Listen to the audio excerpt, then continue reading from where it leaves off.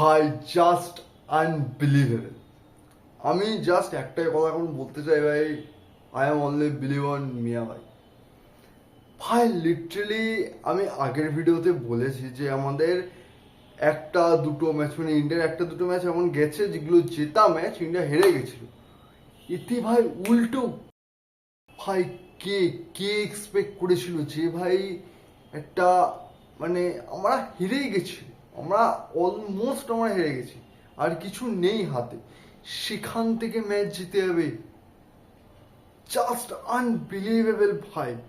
কালকে তোমার লাস্ট 1 ঘন্টা তুমি যদি বাদ দাও, ওরা ডমিনেন্স করে খেলেছে ভাই। Root century, Brook century, plus তোমার লাস্ট যখন 42 রান বাকি আছে ইংল্যান্ডের, আর 42 রান বাকি, হাতে 6টা উইকেট, 6টা, সেখান থেকে ভাই ম্যাচ বেরিয়ে গেল নেক্সট লেভেল। কালকে উইকেট পড়ে গেল, আজকে আজকে একটা না মানে 5th ডেতে যখন খেলা স্টার্ট হয় তখন একটা আশা বা একটা ছিল কিছু একটা হয়ে যায় বা এমন কিছু করে ফেলুক ইন্ডিয়া যাতে আমরা জিতে যাই। ভাই এক তো 35 রান, তার মধ্যে 8 রান দু বলে বেরিয়ে গেল, সো ইম্পসিবল লাগছিল ভাই। তারপরে মানে ভাই আবারও একটা হার আসতে চলেছে, আমরা সিরিজ হেরে যেতে চলেছি। আমার তো 70% মনে হয়েছিল, 30% আশা ছিল। তারপর সিরাজ আসলো, আর সিরাজ ফার্স্ট ওভারে স্মিথকে তুললো, বুম। ওখানে জাস্ট ইমোশন পিক লেভেলে চলে গেছে ভাই, নেক্সট লেভেল। তারপরে তোমার সবাই এসে, হ্যাঁ একটা জিনিস, সবাই এসে ট্রাই করছিল, সবাই এসে ট্রাই করে গেছে, ঠিক আছে, কেউ ভয়ে খেলেনি বলা যায়।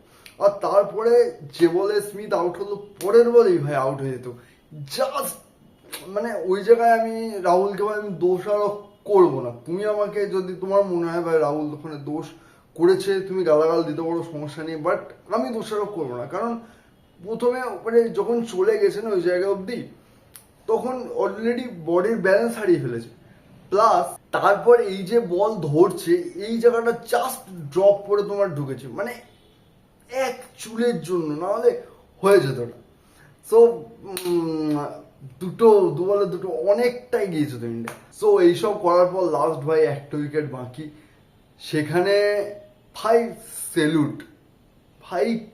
এরকম প্লেয়ার এই আগে তোমার ঋষভ পান্ত আর আজকে ক্রিস ওকস, এইরকম প্লেয়াররাই ভাই টেস্ট ক্রিকেটকে বাঁচিয়ে রেখেছে, বা বলা যায় টেস্ট ক্রিকেটকে টেস্ট ক্রিকেটের মর্যাদায় রেখে দিয়েছে ভাই। মানে একটা প্লেয়ারের এই একটা হাত, মানে সে 1% ইউজ করতে পারবে না, তার মানে সোয়েটারের ভেতর দিয়ে আছে, ঠিক আছে, 1% ইউজ করতে পারবে না, পুরো লকড এই হাত, একটা হাতে এসছে। যদি ব্যাট করতে হতো, আমি ক্রিস ওকসের ব্যাটিং আমি দেখতে চাইছিলাম, যে কিভাবে ব্যাট করে। এমন না যে ভাই ব্যাট আসলে উইকেট পড়ে যাবে সেই জন্য, হ্যাঁ অবভিয়াসলি সেই জন্য হবে, বাট আমি দেখতে চাইছিলাম কিভাবে ব্যাটটা করে। পুরো এক হাত দিয়ে নিশ্চয়ই তোমার এইভাবে ব্যাট করতো, একটা হাতেই ছিল, আর এক হাত দিয়ে এইভাবে নিশ্চয়ই ব্যাট করতো। বাট ভাই দারুণ, ওটা দারুণ ভাই। মানে দলের জন্য, টিমের জন্য যা করতে হয়, যা করতে হয় করবো, এরকম নেক্সট লেভেল। এই সিরিজে ঋষভ পান্ত পায়ের হাড়ে লেগেছে, সেই অবস্থায় নামলো।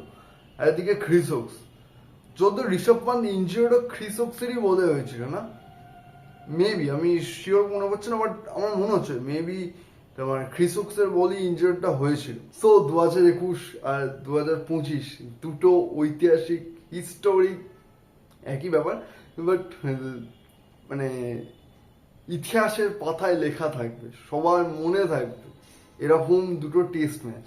2021-এও তোমার মানে এই সেই সময় তো সুন্দর, নাটরাজন এদেরকে ডেবিউ করাতে হয়েছিল, প্লেয়ার ছিল না ভাই খেলা।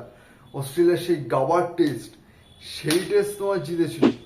আর এখানে তোমার কোনো সিনিয়র প্লেয়ার নেই, বুমরা মানে সিনিয়র প্লেয়াররা তো নেই, মানে রিটায়ারমেন্ট, অশ্বিন, রোহিত, এরা বিরাট, এরা ওদিকে তোমার যারা ছিল, বুমরা নেই, এখানে ঋষভ পান্ত নেই, সেই অবস্থায় টিম আসলো, এসে জিতলো, দারুণ জেতা। প্লাস প্লাস যে কতটা লড়াই করে যেতে হয়েছে ভাই, ইন্ডিয়ার সবচেয়ে লোয়েস্ট যে রান ডিস্টেন্সের জেতা সেটা এই ম্যাচ। এর আগে লাস্ট হয়েছিল 2004-এর নভেম্বরে হয়েছিল একটা ম্যাচে, সেখানে 13 রানে মেবি ছিল। আর একটা জিনিস তো বলবো ভাই, যে আজকে মানে 5th ডে তে 1 ঘন্টা খেলা হয়েছে। 1 ঘন্টা আমি শিওর ভাই যে ইন্ডিয়া বলো ইংল্যান্ড বলো দুটো টিমের সাপোর্টার, ফ্যান্স, অডিয়েন্স যা বলো ভাই, ইমোশন এই গ্রাফ চলছে ভাই। একবার হাই একবার লো, একবার হাই একবার লো। অসাধারণ একটা ক্রিকেট ম্যাচের সাক্ষী হলাম ভাই। অসাধারণ। আমি জাস্ট কিছু বলার নেই। আর সিরাজকে নিয়ে অবভিয়াসলি বলতে হবে। সিরাজ ভাই নিজেকে যেভাবে খেলায়, যেভাবে নিজেকে প্রস্তুত করবা, আমার মানে কি বলবো আমি সেটা বুঝতে পারছি না। বাট হ্যাটস অফ ভাই প্লেয়ারটা না নিজের ওয়ার্কলোড নিয়ে ভাবে। একটা প্রেস কনফারেন্স দেখলাম খেলার পরে বলে আমি ওয়ার্কলোড হলো ওসব অত কিছু আমি দেখি না, কারণ আমার টার্গেট থাকে ভাই মানে ম্যাচে গিয়ে সেখানে আমি কি করতে পারি।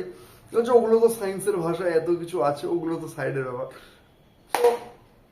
দারুণ সত্যি দারুণ। কিন্তু সবাই প্রশংসা করলে আমি একটা জিনিস বলবো যে আজকে ম্যাচের শুরুতে সিরাজ ভাই অন পয়েন্ট বল করছে, মানে ওই লেন্থে ওইভাবে বল করে যাচ্ছে, ঠিক আছে।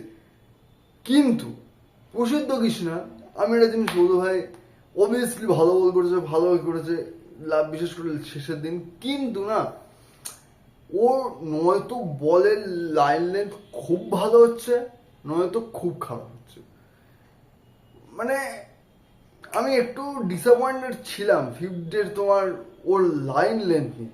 কিছু বল ভালো করছে, আবার কিছু বল মানে 6টা বলের মধ্যে তোমার 3টে কি 4টে বল লাইন লেন্থ ভুলভাল করছে, 2-3টে বল লাইন লেন্থ ঠিকঠাক করে দিচ্ছে। তো এই চলছিল। বাট যাই হোক, আলটিমেটলি ম্যাচে জেতাটা ইম্পর্টেন্ট, সেটা আমরা জিতেছি। আর ভাই এই সিরিজ স্টার্ট হওয়ার আগে গিলের ওপরে অনেক প্রশ্ন উঠেছে, গিল আনসার দিয়েছে। স্কোর কার্ড খোলো, ক্যাপ্টেন্সিটা আর একটু পলিশ করতে হবে, ঠিক আছে। না হলে ব্যাটিং তো অন পয়েন্ট আছে, 4 নম্বরে খেলছে আর খুবই গুরুত্বপূর্ণ জায়গায় দারুণ খেলছে, দারুণ পারফরমেন্স সব বয়টা। আর টিম ইন্ডিয়া, যেখানে আমি আগের ভিডিওতে বলেছিলাম যে ট্রানজিশন পিরিয়ড চলছে, নতুন প্লেয়ার আসবে, পুরনো প্লেয়ার যাবে, বা এরকম চলবে, ঠিক আছে, কেউ আসবে কেউ যাবে। সেই পজিশনে দাঁড়িয়ে এক্সপেক্ট কিছু করা উচিত না, ঠিক আছে। আমিও কোনো এক্সপেকটেশন রাখিনি।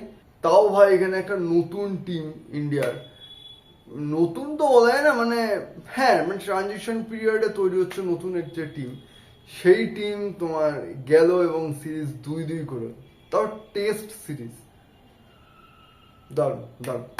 তো আরো মানে ছোটখাটো যেসব ভুল ভ্রান্তি হয়েছে সেগুলোকে পলিশ করতে হবে, এবং প্লেয়ারদেরকে নিজেদের উপরে যাদের যা কিছু হয়েছে ভুল ভ্রান্তি সেগুলো আরো বেটার করো। সো এট দ্য এন্ড এটাই বলবো যে সব মিলিয়ে ভাই সিরিজটা দারুণ চলেছে, 5টা ম্যাচের সিরিজ। আর সবচেয়ে ইম্পর্টেন্ট কথা, 5টা ম্যাচের সিরিজে 5টা ম্যাচই 5 দিন খেলা হচ্ছে।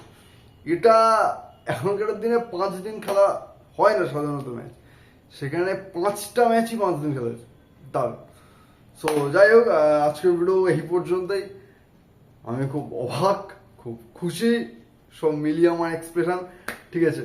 তো যাই হোক, আজকের মতো ভিডিও এই পর্যন্ত, ঠিক আছে। যদি ভালো লেগে থাকে তো অবভিয়াসলি যাদেরকে তোমার পছন্দ তাদের সাথে শেয়ার করো, এবং প্লিজ সাবস্ক্রাইব করে দাও আরো ভালো লাগে ভিডিও বানাতে, ঠিক আছে। So by.